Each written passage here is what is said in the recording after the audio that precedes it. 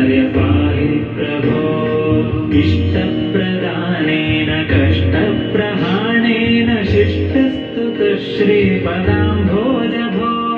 श्रीराघवेन्द्राय श्रीराघवेन्द्राय श्रीराघवेन्द्राय पाहि प्रभो ईडे भवत्पादपाथोजमाध्याय भूयोऽपि भूयो भयात् पाहि भो श्रीराघवेन्द्राय श्रीराघवेन्द्राय श्रीराघवेन्द्राय पाहि प्रभो